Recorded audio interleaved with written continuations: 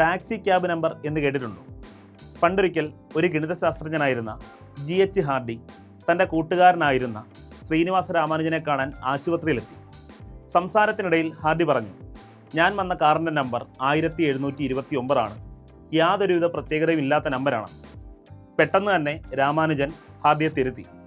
അല്ല സാർ, വളരെയധികം പ്രത്യേകതയുള്ളൊരു നമ്പറാണ് 1729. രണ്ട് വ്യത്യസ്ത രീതിയിൽ രണ്ട് സംഖ്യകളുടെ ക്യൂബുകളുടെ തുകയായി എഴുതാൻ കഴിയുന്ന ഏറ്റവും ചെറിയ സംഖ്യയാണ് 1729. 9ൻ്റെ ക്യൂബ് അധികം 10ൻ്റെ ക്യൂബ്, അതുപോലെ 1ൻ്റെ ക്യൂബ് അധികം 12ൻ്റെ ക്യൂബ്. രാമാനുജൻ്റെ ഈ വാക്കുകൾ കേട്ട് ഹാർഡി നിശബ്ദനായി നിന്നു.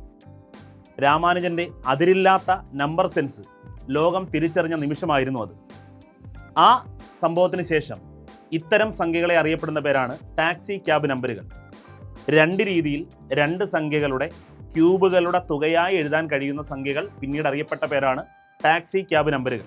ഇങ്ങനെ എഴുതാൻ കഴിയുന്ന മറ്റൊരു നമ്പറാണ് 4104. 9ൻ്റെ ക്യൂബ് അധികം 15ൻ്റെ ക്യൂബ് എന്നും എഴുതാം. 2ൻ്റെ ക്യൂബ് അധികം 16ൻ്റെ ക്യൂബ് എന്നും എഴുതാം. അപ്പോൾ കൂടുതൽ ടാക്സി ക്യാബ് നമ്പറുകൾ കമൻറ്റ് ചെയ്യുമല്ലോ.